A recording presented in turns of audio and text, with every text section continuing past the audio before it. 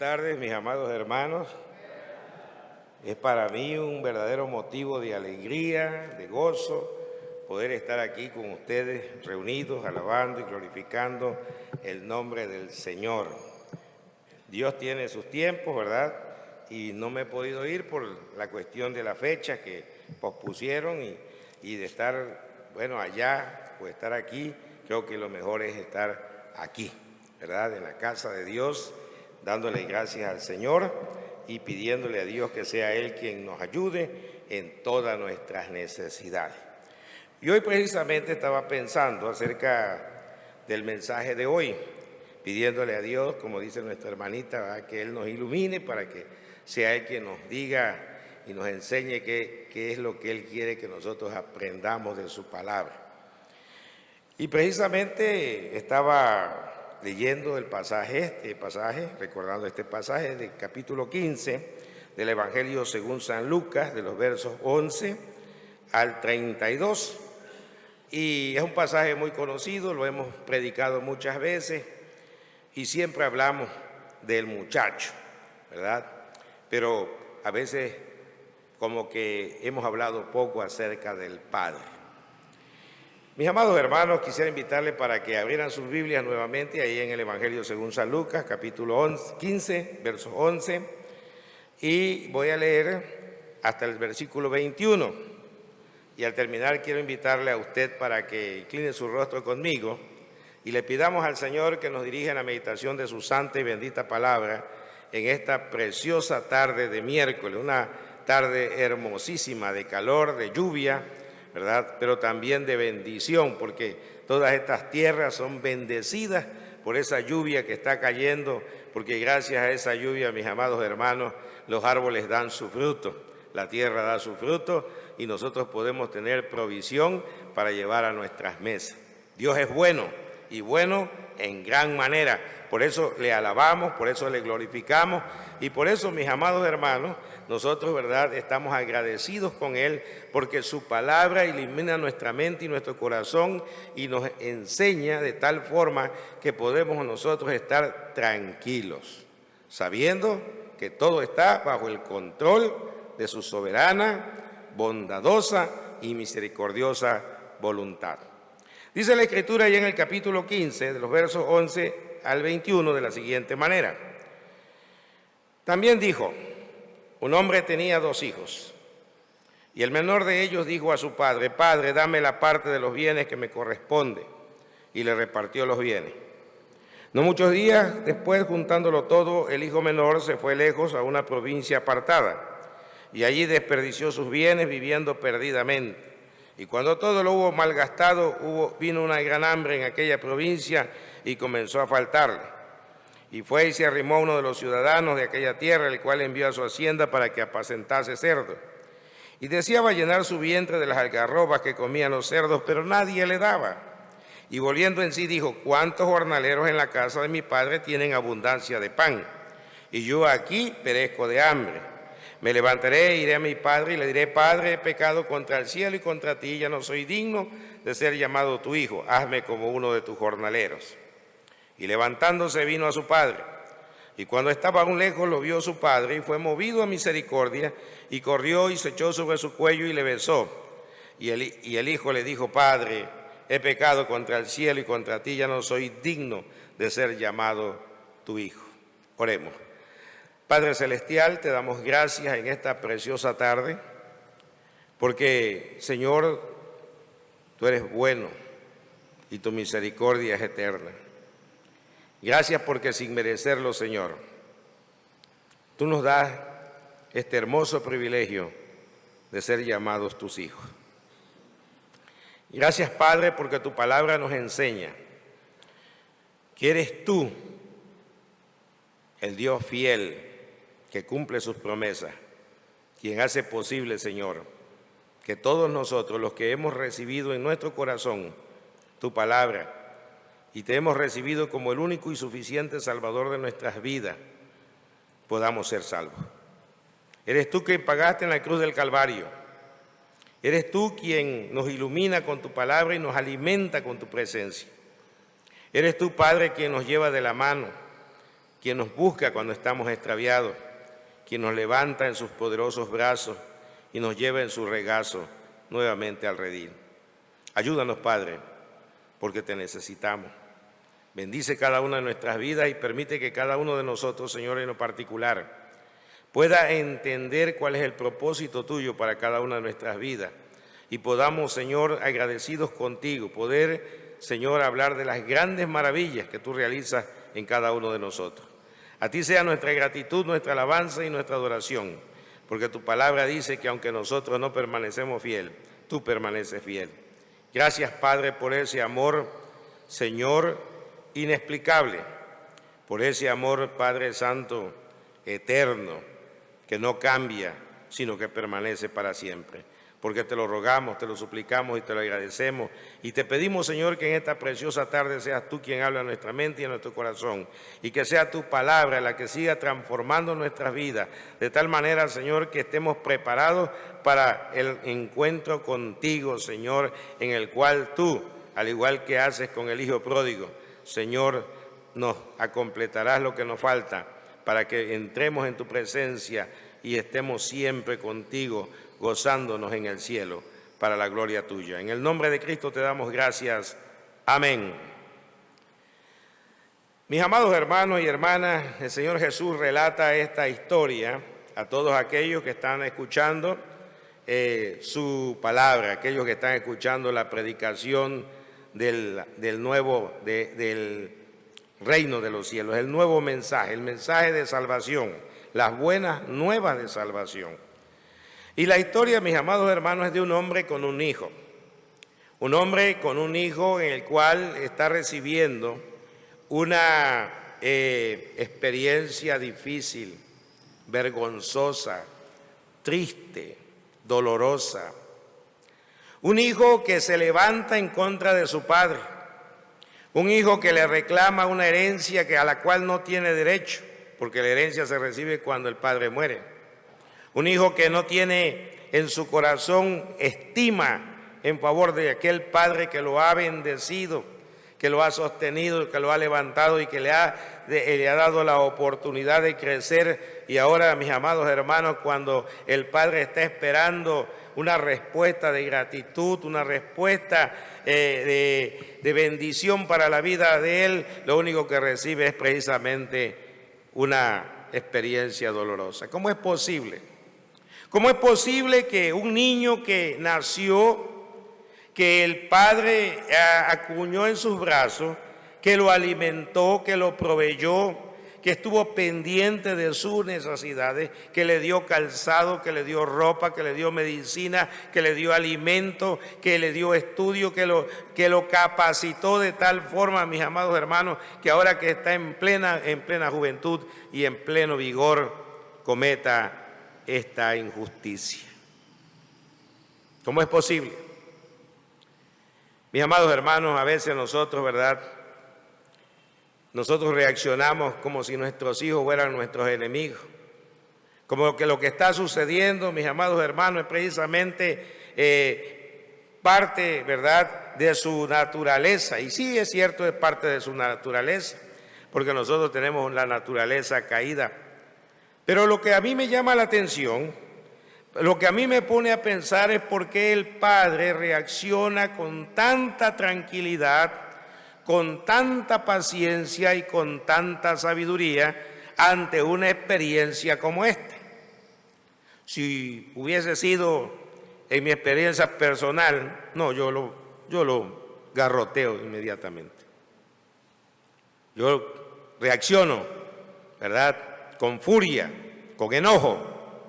Pero el Padre, mis amados hermanos, si ustedes leen la Escritura, el Padre reacciona con mucha paciencia, con mucha tranquilidad, con mucha sabiduría, con mucha cordura ante una experiencia tan terrible y tan difícil.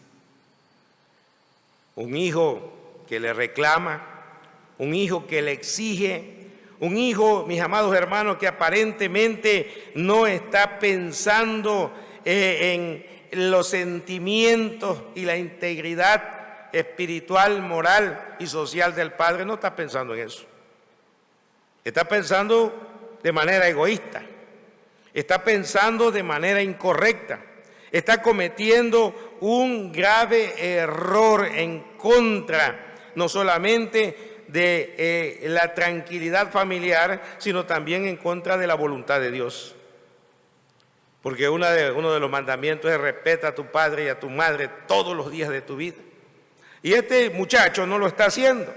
Por lo tanto, mis amados hermanos, este muchacho está reaccionando de una manera totalmente incorrecta y se está poniendo en contra del padre. Y a veces nosotros, ¿verdad? Cuando nos sucede una experiencia así, pues a veces nos sentamos a llorar desesperados o nos enojamos. Y lo primero que nos ponemos a pensar es que nuestro hijo es nuestro enemigo. Nuestra familia es nuestro enemigo, nuestro esposo es nuestro enemigo, nuestra esposa es nuestro enemigo. Lo que está sucediendo, la experiencia que estamos viviendo, mis amados hermanos, es precisamente una experiencia que nos estorba, una experiencia que nos amenaza en nuestra integridad espiritual. Y le echamos la culpa al muchacho, le echamos la culpa a la esposa, le echamos la culpa al esposo, le echamos la culpa al vecino, al amigo. Pero la Biblia, mis amados hermanos, nos enseña, nos advierte que en nuestra vida cristiana, en nuestra vida espiritual, nuestros enemigos no son las personas. Nuestros enemigos que amenazan nuestra integridad espiritual son tres terribles enemigos y los tenemos que identificar. La Biblia dice que uno de ellos es el diablo, la otra es el mundo y la carne. Y estos tres unidos, ¿verdad?, buscan destruirnos e impedir que nosotros podamos llevar a cabo y terminar la carrera que tenemos por delante. El Padre lo está identificando de manera clara. Por eso el Padre no grita, el Padre no lo agrede, el Padre no se desespera, el Padre no se angustia porque no está viendo la enemistad en la vida de su hijo, sino en los tres enemigos terribles que tiene su hijo y que lo están manejando. Le están manejando la mente, le están manejando los sentimientos y la voluntad. Porque mis amados hermanos y hermanas, estos enemigos son tremendos. Dice la Escritura que uno de los enemigos que tenemos nosotros es precisamente el diablo. Primera de Pedro 5:8. Sed sobrios y velad, porque vuestro adversario el diablo, como león rugiente, anda alrededor buscando a quien devorar. Cuando el Padre está viendo la acción del Hijo, está identificando quién es el que le está moviendo el pensamiento, el corazón y la voluntad. Su enemigo no es su hijo, su enemigo es el diablo que lo está influyendo, lo está utilizando. Porque el diablo, mis amados hermanos, es un enemigo terrible. Es un enemigo de Dios y es un enemigo nuestro. Y él busca nuestro mal y trata de destruirnos junto, ¿verdad?, aquellos ángeles que cayeron de la gracia de Dios, pero que están organizados y especializados. Dice Pablo, son principados, son potestades, son gobernadores de las tinieblas, son malicias espirituales. Por eso el Padre está tranquilo. Está viendo, está escuchando, está percibiendo lo que está sucediendo, pero está identificando el enemigo. Claro, desde luego, mis amados hermanos, que el hombre es responsable, el muchacho era responsable, sí. El muchacho era responsable porque había crecido en la comunidad judía. El muchacho era responsable porque había crecido en el conocimiento de la palabra. Los judíos desde pequeños, mis amados hermanos, eran enseñados y entrenados en los mandamientos de Dios. Este muchacho conocía la palabra. Este muchacho sabía quién era Dios. Este muchacho sabía y conocía la voluntad de Dios para la vida de la familia. Pero aún así estaba actuando de esta manera porque el enemigo lo había atrapado, porque el enemigo lo había, ¿verdad?, tomado y ahora lo estaba manejando. Por eso tenemos que identificar contra quién nosotros estamos peleando. Dice Efesios 6:12, porque nuestra lucha no es contra carne y sangre, sino contra principados, contra potestades, contra gobernadores de las tinieblas de este siglo, contra huestes espirituales de maldad que andan en las regiones celestes. Mis amados hermanos y hermanas, por eso el Señor nos manda que nosotros estemos en comunión con Él siempre, que nos alimentemos de su palabra, porque su palabra, mis amados hermanos, es una lámpara. Lámpara es a mis pies tu palabra y lumbrera mi camino. El cristiano debe estar siempre perseverando en el estudio de la palabra de Dios, de tal manera, mis amados hermanos, que ante las circunstancias y las dificultades podamos reaccionar de manera sobria. Este padre estaba reaccionando de manera sobria. Él era quien controlaba y gobernaba sus emociones, sus sentimientos, su razón. En ningún momento se le fue encima, en ningún momento le dijo una palabra altisonante, en ningún momento le hizo el reclamo, en ningún momento reaccionó con locura, sino reaccionó de manera sabia. Y usted dirá, bueno, entonces no le debo de llamar la atención a mi hijo. Claro que sí, claro que sí. Usted debe educar a su hijo. Debe usted educar a su hijo y enseñarlo en la voluntad de la palabra de Dios, en el conocimiento de la palabra. Mis amados hermanos, porque el resultado de no hacerlo es terrible. Si para este hombre que había enseñado a su hijo tenía este resultado, imagínese usted para aquel que ni siquiera lo educa. Imagínese usted para aquel que ni siquiera lo enseña, lo capacita, lo prepara para enfrentar la vida. Si este muchacho, mis amados hermanos, que había crecido bajo la enseñanza de un hombre tan sabio como este que decía el Señor, estaba reaccionando así, ¿cómo reaccionará cuando usted lo deja que haga berrinche? Cuando usted lo deja que haga lo que quiera, que brinque de aquí para allá, que se suba a los muebles, que se tire en el piso, que cuando le reclame, que hasta le grite, que le insulte cuando está chiquitito. Imagínese usted cuando llega grande. Por eso la palabra del Señor nos advierte. Tenemos un adversario terrible, terrible. Y uno de los consejos que nos da precisamente el apóstol Pablo es que no le demos lugar al diablo. No le demos lugar al diablo. No dejemos que nuestros hijos crezcan a la vera del viento, que sean llevados de aquí para allá por cualquier pensamiento. No. Es importante, mis amados hermanos, que nosotros nos aferremos a los mandamientos y al consejo de la palabra y enseñemos al niño en su camino para que cuando fuere viejo no se aparte de él. Es importantísimo, mis amados hermanos. ¿Por qué hoy está pasando lo que está pasando en nuestra sociedad? Porque desafortunadamente hemos descuidado la educación espiritual, moral e intelectual de nuestros hijos. Yo lo mando a la escuela, sí, usted lo manda a la escuela, claro que lo manda a la escuela, le compra el mejor pantalón, la mejor camisa, lleva la mejor mochila, utiliza los lapiceros de más calidad, claro que sí, usted se preocupa por comprarle las cosas, pero no por educarlo. Una cosa muy diferente. Usted puede darle la mejor mochila, usted puede darle el mejor cuaderno, usted puede darle el mejor lapicero, los mejores zapatos, pero si usted no lo educa, el resultado es terrible. Terrible. Por eso, mis amados hermanos, la mayoría de los jóvenes vive de esa manera tan descuidada, tan desorganizada, tan desobligada, tan maleducada. Claro, cuando están chiquitos nos da risa. Nos reímos, mira qué bonito, ay, cómo brinca, cómo salta. Hijito, ven que, ay, qué lindo, ya sabe hablar. Cuidado, cuidado. Todos tenemos una responsabilidad. Este padre era responsable. Lo había hecho.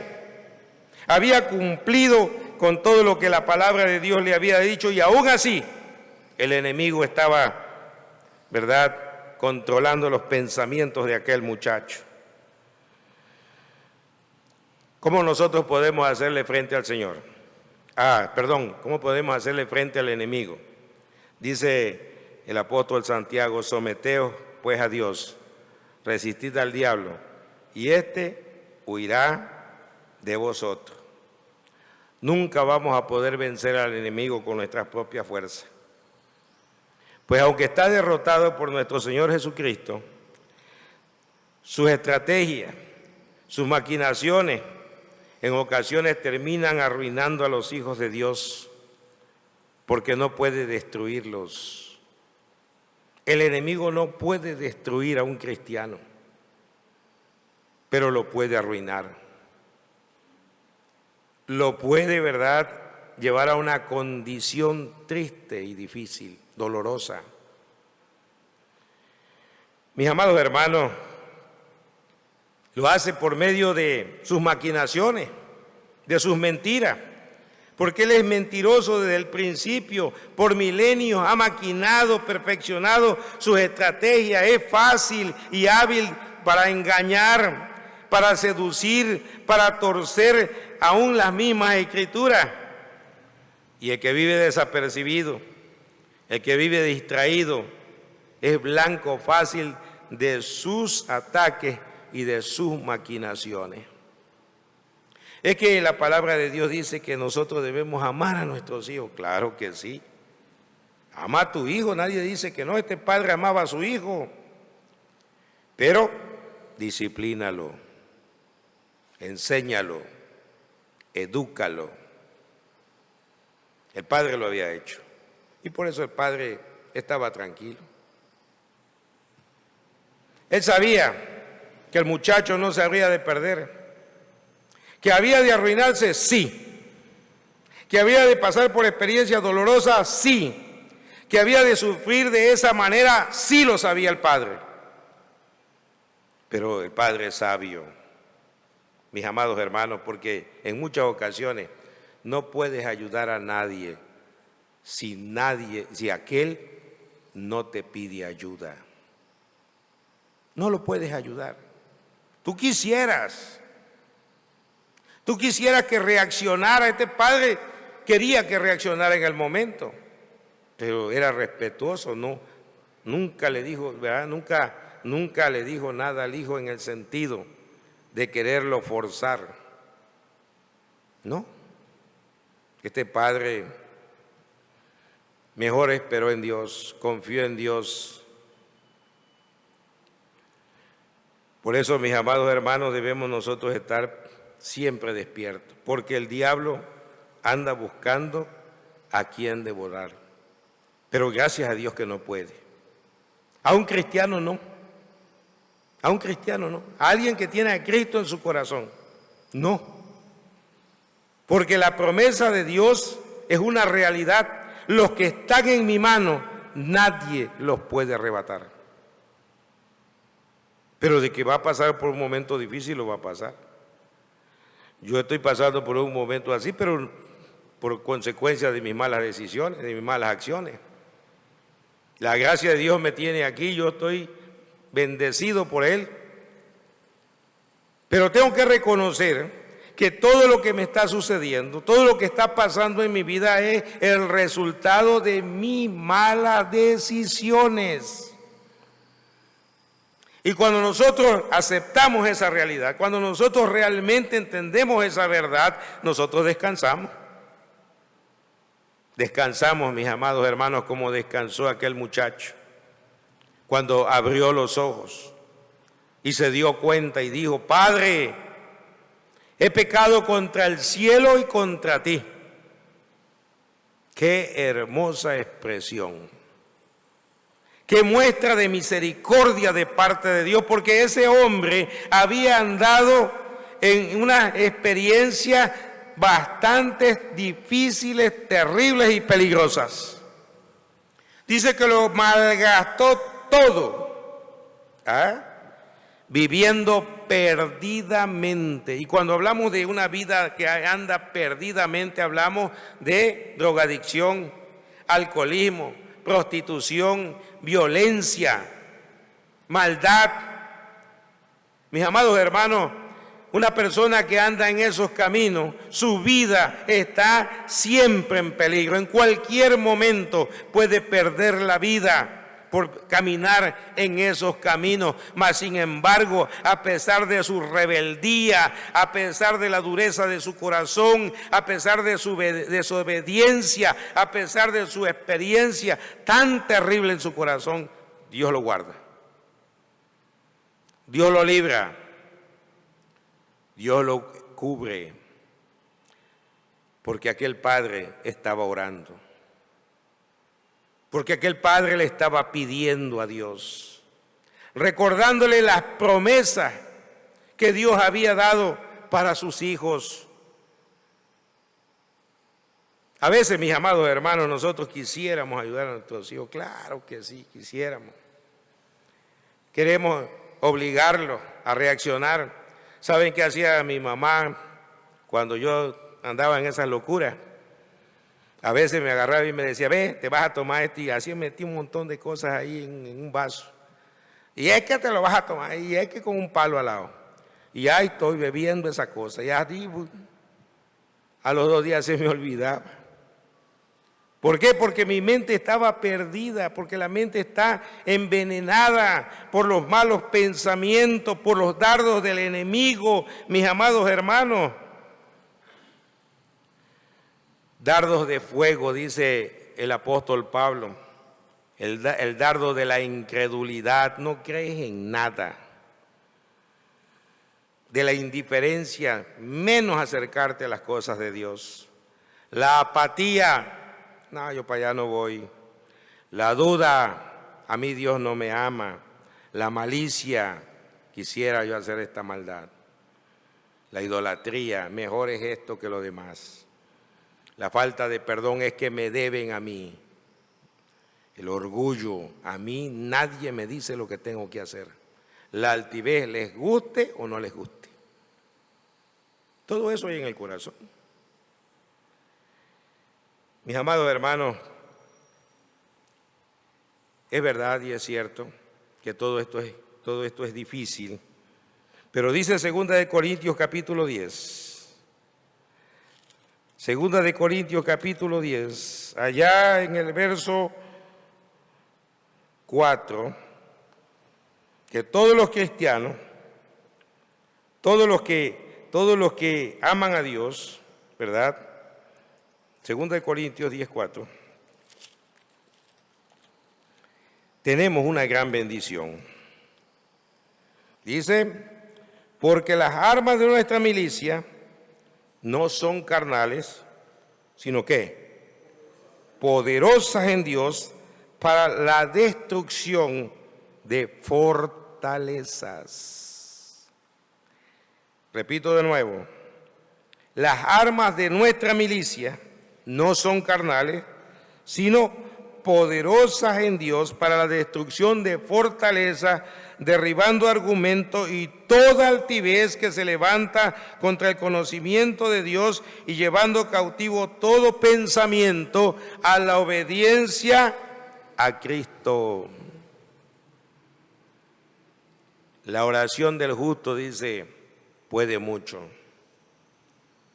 Es verdad que es difícil, mis amados hermanos, tener una experiencia así con un hijo, con un esposo, con una esposa, con un hermano, con un familiar, con un amigo. Es difícil, pero las armas que tenemos nosotros no son carnales, pero son poderosas. Tenemos que hacer las cosas que nos corresponden, sí, pero tenemos que orar por nuestros hijos. Ya llega el momento en que no puedes hacer nada. Llega el momento en que lo que te correspondía ya no es tiempo. Ya no le puedes llamar la atención al muchacho porque ya no tiene 6 años, 7 años, 10 años. Ahora tiene 18 años, 22 años, 21 años. No te va a escuchar. No te va a escuchar. Al contrario. El segundo enemigo que este padre descubre en la vida de su hijo es precisamente la influencia del mundo. Primera de Juan, capítulo 2, verso 15 al 17, dice: no améis al mundo ni las cosas que están en el mundo. Si alguno ama al mundo, el amor del Padre no está en él, porque todo lo que hay en el mundo, los deseos de la carne, los deseos de los ojos y la vanagloria de la vida no provienen del Padre, sino del mundo. Y el mundo pasa y sus deseos, pero el que hace la voluntad de Dios permanece para siempre. Este muchacho, mis amados hermanos, estaba siendo atrayendo por el mundo. Sin duda, lo que lo movía a actuar de esa manera era precisamente el deseo de tener fama, poder, riqueza, bienes, vivir a la moda, conocer, ¿verdad?, otras costumbres, seguir otras tradiciones. Bueno, el hombre estaba desesperado por irse a conocer la vida. Y es que desde la caída de Adán y Eva, el mundo está bajo el control de Satanás y promueve toda clase de pasatiempos, toda clase de moda, de costumbre, controla la riqueza, el poder, la fama y se lo ofrece a quien él quiere, especialmente a los hijos de Dios, para atraerlos y esclavizarlos. Suena como aquello que, ¿verdad?, quiere comprar el alma al cristiano, al creyente, con sus ofrecimientos. Se las ofreció a Jesús cuando tentó a Jesús en el desierto. Por eso la palabra de Dios nos advierte que no amemos al mundo, no antepongamos al mundo, ¿verdad?, antes que a Dios. No pongamos al mundo entre Dios y nosotros para que nosotros, ¿verdad?, nos apartemos de él. Dice Santiago capítulo 4, verso 4: oh almas adúlteras, ¿no sabéis que la amistad con el mundo es enemistad contra Dios? Cualquiera pues que quiere ser amigo del mundo se aparta de Dios, se constituye que enemigo de Dios. Eso es lo que le pasaba al joven. Estaba siendo atraído por el mundo. Por eso le urgía al padre: Padre, dame mi herencia, dame lo que me corresponde. Y el padre accedió, se lo dio. ¿Y qué hizo el hijo? Inmediatamente juntó todo lo que tenía, lo vendió, recogió el dinero y se fue ¿a dónde? Al mundo. Y Jesús, mis amados hermanos, nos enseña a nosotros que aunque estamos en el mundo, no pertenecemos a este mundo. Somos peregrinos y extranjeros. Nuestra patria está en los cielos, aquí en la tierra somos embajadores de Dios. Dijo Jesús: no son del mundo, como tampoco yo soy del mundo. Yo quiero decirle algo, mis amados hermanos y hermanas. Dios no está peleado con la prosperidad. Dios no quiere que vivamos en la ruina. Dios no quiere que estemos en la pobreza, tanto espiritual como económica, no. Claro que no. Dios no quiere que estemos apartados allá lejos, donde tengamos ahí un lugarcito donde no veamos a nadie ni nadie nos vea a nosotros. No, claro que no. Podemos lograr fama, pero debemos de ser humildes. ¿Cuántos cristianos, mis amados hermanos y hermanas, son personas reconocidas por la sociedad, pero no por ser orgullosas, no por ser arrogantes, no por ser altivas, sino por ser bendición para la sociedad, porque son personas preparadas intelectualmente, que son de gran bendición, porque están al servicio del necesitado? Claro que Dios quiere que tú estudies, que te prepares, que te capacites, que te recibas en una profesión, que destaques en el campo laboral, en el campo intelectual, en el campo espiritual. Claro que quiere eso. Quiere que nosotros deseamos excelencia en este mundo para mostrar las riquezas de la gracia, de las bendiciones de Dios. Pero lo que no debemos de hacer es hacernos orgullosos. Es hacernos altivos, hacernos arrogantes, soberbios, mis amados hermanos, porque entonces estamos lejos de la voluntad de Dios. ¿Podemos lograr fortuna? Claro que sí. Dios quiere que tú seas afortunado, lleno de bendición, que tu campo se multiplique, que tus vacas aumenten, que tu ganado crezca, que tu rancho dé fruto, que tus hijos se multipliquen y tu casa florezca. Claro que sí, pero no para que seas codicioso, no para que seas avaro, no para que seamos mezquinos, egoístas, sino para que seamos generosos. ¿Sí me entendió? Dios no quiere que estemos nosotros allá arruinados, empobrecidos, no. Lo que no quiere es que no seamos soberbios, que no seamos altivos, que no seamos arrogantes. Dios quiere, mis amados hermanos, que nosotros estemos en una buena posición.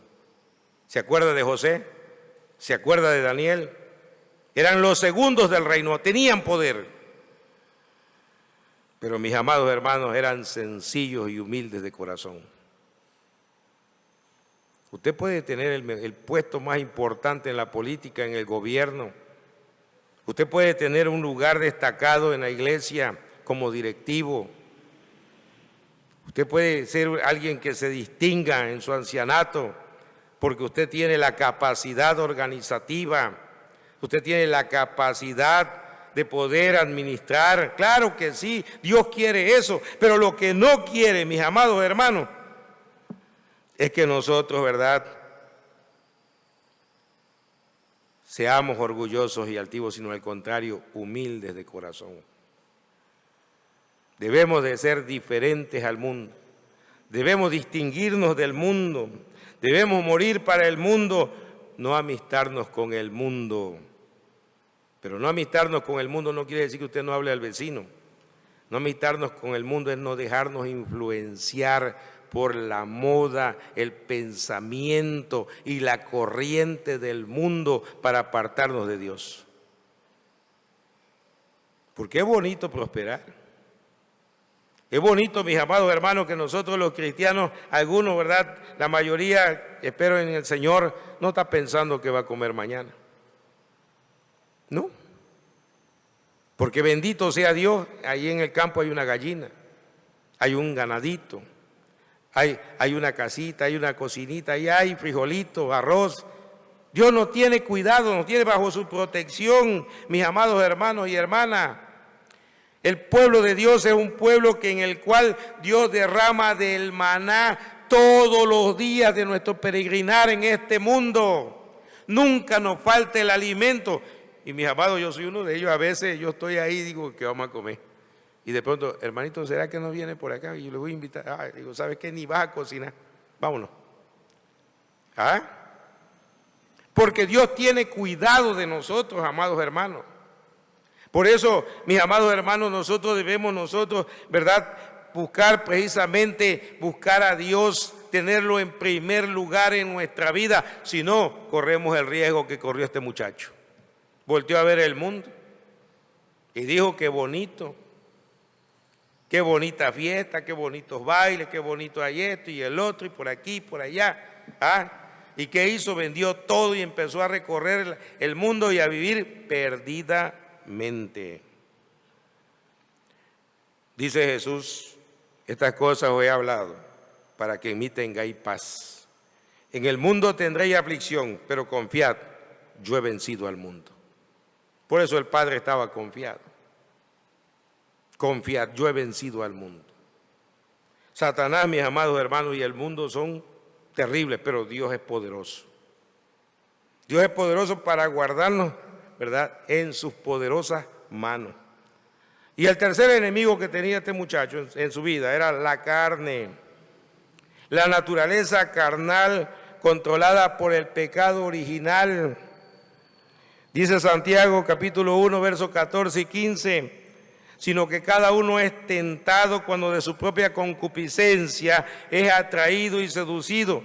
Entonces la concupiscencia, después de que ha concebido, da a luz el pecado, y el pecado, siendo consumado, da a luz la muerte. Y la muerte es la separación. Este muchacho lo pensó, lo maquinó, lo ideó, lo planeó, lo llevó a cabo y quedó, ¿qué cosa? Separado de su padre, separado de la familia, expuesto al enemigo. La Biblia llama carne a la parte pecaminosa del hombre, a nuestra naturaleza contaminada por el pecado. Es el conjunto de todos nuestros sentimientos, pensamientos e instintos humanos corrompidos. Por eso usted se asombra de lo que piensa, se asombra de lo que hace. No se puede usted a pensar, oye, ¿por qué yo hice esto? Y es que hasta duelen. Oh, Dios mío, ¿cómo lo fui a hacer? Qué bueno, mi hermano, que usted todavía y yo, ¿verdad?, tengamos ese redarguir del Espíritu Santo. Todavía tenemos esa oportunidad, Dios nos da esa oportunidad de poder reconsiderar nuestros caminos como este muchacho. El padre sabía que un día Dios lo alcanzaría y lo convertiría de su mal pensamiento y lo volvería a la realidad, pero tenía que vivir la experiencia.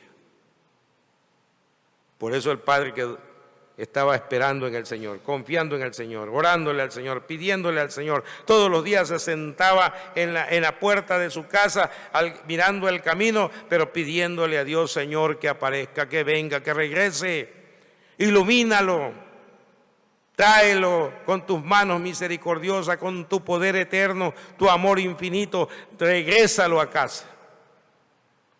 No andaba loqueando que voy para acá y voy para allá y corro para acá y corro para allá, porque mi amado hermano nada iba a hacer, nada iba a hacer. A veces a nosotros nos pasa lo mismo. Andamos tras el chamaco, ay hijito, mira, ya reacciona, piénsalo bien, mira lo que te está pasando, ay, es que tú no te das cuenta. No se va a dar cuenta nunca, hasta que Dios le quebrante su corazón. Dice el Salmo 90, vuelves al hombre hasta qué, hasta ser quebrantado, hasta que nos llegue en carne propia, hasta que vemos nuestra realidad, hasta que nos damos cuenta de quiénes somos. Entonces, mis amados hermanos, abrimos los ojos y le decimos, Señor, gracias, porque tú tienes misericordia de mí. A veces es necesario la experiencia difícil. No tenemos por qué espantarnos ni asombrarnos. Al contrario, debemos estar, ¿verdad?, siempre desconfiando y descansando en Dios. Porque nosotros, mis amados hermanos, tenemos una inclinación heredada para hacer lo malo, para hacer lo sucio, para hacer lo prohibido. Por eso el cristiano debe estar siempre vigilante, pues habrá siempre un conflicto entre la conciencia y la voluntad carnal. Dice Romanos capítulo 7, verso 21 al 25. Así que queriendo yo hacer el bien, hallo esta ley, que el mal esté en mí, porque según el hombre interior me deleito en la ley de Dios, pero veo otra ley en mis miembros que se revela contra la ley de mi mente y que me lleva cautivo a la ley del pecado que está en mis miembros. Y dice Pablo, miserable de mí, ¿quién me librará de este cuerpo de muerte? Y miren qué maravillosa respuesta le da Dios a Pablo. Y Pablo lo declara. Gracias a Dios por Jesucristo, Señor nuestro. Así que yo mismo con la mente sirvo a la ley de Dios, mas con la carne a la ley del pecado. Gracias le doy a Jesucristo. ¿Por qué? Porque Cristo ha venido a pagar por mis pecados. Cristo ha venido a darme la oportunidad de que por su gracia y su poder yo pueda estar en la presencia de Dios, santificado y justificado por su sacrificio en la cruz del Calvario en favor nuestro. Mis amados hermanos, ¿quién nos puede dar la victoria sobre estos tres enemigos terribles? Nuestro bendito Señor y Salvador Jesucristo. Que el Señor nos bendiga.